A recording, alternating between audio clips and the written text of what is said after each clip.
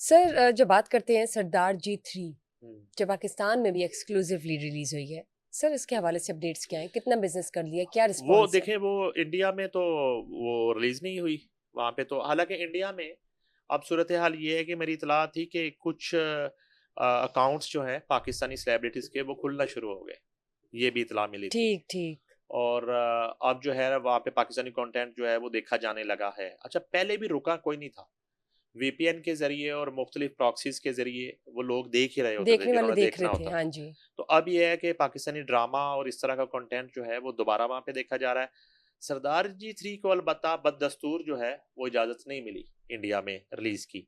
मगर ये है कि पाकिस्तान में जो है आप कह सकती हैं कि इस दौरानिए में एक अंधों में काना राजा वाली बात है कि अभी बिल्कुल। कोई बड़ी फिल्म ही नहीं थी। राइट। ठीक है ना जी। और पाकिस्तानी जो फ़िल्में थी वो ईद पे लगी, वो 1 वीक 10 दिन का वो सारा सीन होता है। चाहे जाए कि कोई बहुत ही ज़बरदस्त कंटेंट ना आ जाए और लोग बार-बार उसे देखना शुरू कंटिन्यूस कर दें। सीरीज पे चलती रहे। और उसके बाद ये कि बची-खुची जो सिनेमा इंडस्ट्री है, अब उसको थोड़ा-सा सहारा ये मिला है कि फ़ॉरेन पॉलिसी के तहत जो मूवीज़ आती हैं, जो जिसमें इंडियन लोग भी हैं और पाकिस्तानी भी हैं, ठीक है? दुबई से इसका एक सर्टिफ़िकेट बनता है मिक्स और इसको कोलैबोरेशन। इसको फ़ॉरेन पॉलिसी फ़ॉरेन मूवी करके पाकिस्तान में राइट। रिलीज़ की इजाज़त है। नाइस। तो ये सरदार जी 3 उसी पॉलिसी के तहत यहाँ पे रिलीज़ हुई रिलीज है। हुई है। अच्छा, यहाँ पे दीगर फ़िल्मों की निस्बत बहुत अच्छा बिज़नेस अब तक किया है और इसी तरह ओवरसीज़ में उसका बिज़नेस जो है वो बहुत ज़बरदस्त है। और मेरी इत्तला के मुताबिक ये मिला के अब तक वो कोई 40 करोड़ से ऊपर का बिज़नेस जो है वो जबरदस्त। कर चुकी होगी। क्या बात है। और इस तरह तो ये है कि वो अपना जो लागत है वो मेरा ख्याल अब तक पूरी कर चुकी होगी, क्योंकि बिल्कुल पूरी कर चुके जो होंगे। हीरो है वही प्रोड्यूसर है, उसके तो पैसे निकाले ना पहले, राइट। ठीक है ना? तो वो जो है उसमें कहानियाँ अमर है और बाकी जो है वो एक नॉर्मल कास्ट है और उसके साथ बनी हुई वो फ़िल्म है। कोई बहुत बड़े बजट की फ़िल्म नहीं है। लेकिन ये है कि ये जो अब ईद पे जो फ़िल्में रिलीज़ हुई, ना सिर्फ़ पाकिस्तान बल्कि दुनिया भर में, और पाकिस्तान में उन सब से ज़्यादा बिज़नेस कर रही है इस वक़्त सरदार जी सरदार 3, जी 3। लेकिन इंडिया में ना रिलीज होने की वजह से कुछ ना कुछ नुकसान तो ज़ाहिर है, उनको वहां पर ज़ाहिर है। ऑब्वियसली हुआ होगा। सर जब बात करते हैं मिस्टर चाहत फतेह अली खान की, जो कि सिंगर भी हैं और सिंगर भी हैं पाकिस्तान वो पाक सिंगर भी हैं। सिंगर हैं, अच्छा। I think in social personality है, पाकिस्तान और यूके मिक्स पर्सनैलिटी है, डुअल पर्सनैलिटी है। मुझे ये बताइए, उन्होंने एक म्यूजिक एकेडमी खोली है पाकिस्तान में, क्या रिस्पॉन्स है? वो अभी आप अली मीन गंडापुर का ज़िक्र कर रही थी, मुझे चाहत फ़तेह अली खान याद आ रहा। आपने देखा स्टाइल दोनों का कितना मिलता है? अली मीन गंडापुर को ज़हन में लाएँ और चाहत फ़तेह अली खान को, समझ रही हैं? जी जी। तो आप उनको भी जो है ना सियासत के चाहत फ़तेह अली खान कह सकते हैं। ठीक। तो अब ये है कि और दो इमरान खान के बारे में मैं इस तरह की बात नहीं कर सकता, ये ज़हन में रखनी है आपने। सर वो तो सिंगर नहीं है ना। नहीं, देखिए मसला पता है क्या, हम जो है ना, एक बंदा जेल में है, हम उस पे ना तनकीद करते रहते हैं। यानी कि हमें इमरान खान की 3.5 साल की करप्शन नज़र आती है। लेकिन जिन लोगों ने 40 साल मुल्क पे हुकूमत की है, हम उनकी बात इसलिए नहीं करते कि इस वक़्त वो इक़्तिदार में है। बिल्कुल ठीक। Thank you for saying this तो सर। नहीं, थैंक मैं you for such a genuine statement from your इसमें ये एंड। तो एक जेन्युइन बात है, जेन्युइन ठीक है। स्टेटमेंट, आई लेकिन अब आते हैं अप्रिशिएट इस इट। बात पे कि जो हुआ उनकी नाक के नीचे हुआ। अब उस पे आते हैं। तो इसलिए ज़िम्मेदारी जो है वो उनको लेनी सर ये लेनी म्यूजिक पड़ेगी। एकेडमी आपको जुर्म लग रही है अगर अच्छा नहीं, पाकिस्तान में खुल रही म्यूज़िक है? अकेडमी का ये है कि म्यूज़िक अकेडमी तो 100 दफ़ा बनाए। एक म्यूज़िक अकेडमी ये होती है कि यहाँ पे नया टैलेंट जो है उसको निखारा जाएगा, उसको मुतारफ़ कराया जाएगा। और आप एक अकेडमी आप इस तरह की बनाते हैं कि यहाँ पे टैलेंट को बर्बाद किया जाएगा, ठीक है ना? लिखा हो कि टैलेंट की बर्बादी और बहुत ही कम फ़ीस के साथ। लेकिन और सर मुझे पता चला है कुछ 400 लोगों ने वहाँ पे दाखिला भी ले लिया है अकेडमी में। वो कौन लोग ने? सर मुझे उनकी फैंस हो सकते असल हैं। में उनसे मुझे मिलना है कि जिन 400 लोगों ने वहाँ पे वो एडमिशन ले लिया। और वो बताया ये जा रहा है कि उस्ताद चाहत फ़तेह अली खान जो हैं, वो उनको सिंगिंग भी सिखाएँगे, एक्टिंग भी सिखाएँगे। और वैसे वो क्रिकेटर हैं, आपको पता है?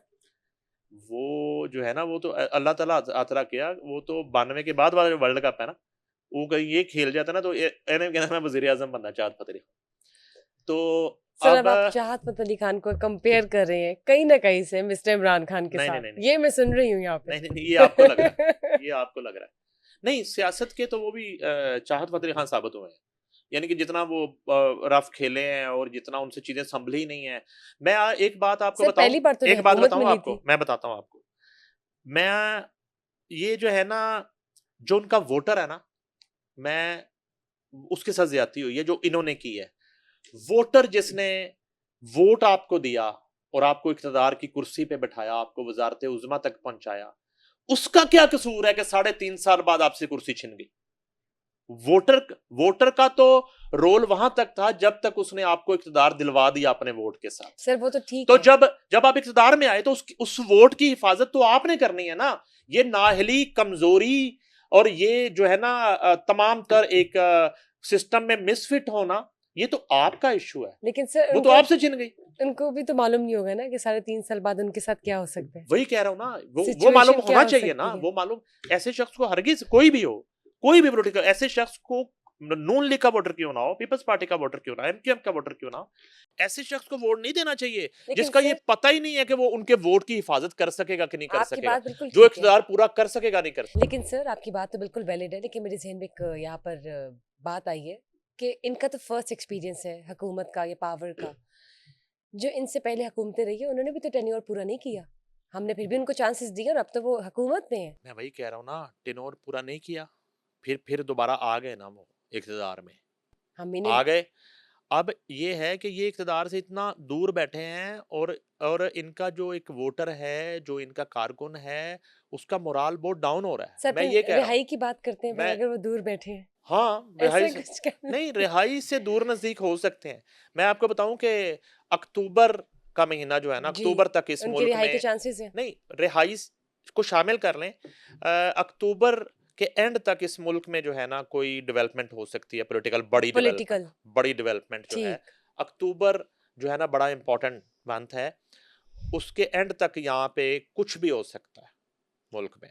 अब मतलब जो करंट हुकूमत है सियासी उस सियासी जो एक यहाँ पे सूरत हाल है, और अपसाइड डाउन हो सकती है। सब कुछ अब क- हो सकता मतलब है, वी कुड एक्सपेक्ट एनीथिंग। कुछ भी हो सकता है। चलिए लेट्स सी, लेकिन let's hope for the best कि जो भी हो पाकिस्तान की बेहतरी के लिए ना हो, तो पर्सनल तो पॉलिटिकल चाहत फतेह अली खान जो है उनको पूरा इख्तियार है, इंटरेस्ट ना वो हो। चूंकि पाकिस्तान में है, जी, पाकिस्तान में रहते हुए कोई कुछ भी कर सकता है, उसमें कोई इशू नहीं है। से ठीक वो है, तो है।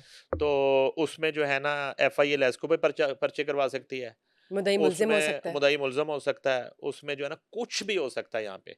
तो अली मीर गंडापुर एक सूबे इमरान का खान CM हो सकता जेल है, में हो इमरान सकते खान हैं। जेल में हो सकता है, anything could happen.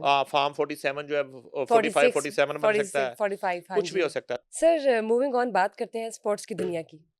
South Africa के कैप्टन मिस्टर व्यान मल्डर ने 33 रन्स की दूरी पर इनिंग्स डिक्लेयर कर दी, सिर्फ इसलिए कि जो सामने थे क्रिकेटर मिस्टर ब्रायन लारा, उनके 400 रन्स का रिकॉर्ड ना टूटे और वो उस एलिमेंट का रिस्पेक्ट करते हैं। कमाल है ये तो, मुझे पता नहीं, मुझे पहले तो बड़ा अच्छा लगा व्यान मल्डर का ये जेस्चर जो है, जी, पहले तो मुझे बहुत अच्छा लगा, फिर मुझे ना थोड़ा सा बेवकूफ़ भी लगा।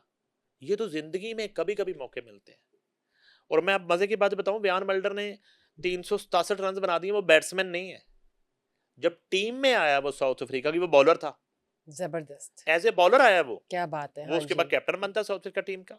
ज़िम्बाब्वे के साथ सीरीज़ चल रही है, दूसरा दिन है, पहला सेशन है, टाइम ही टाइम है।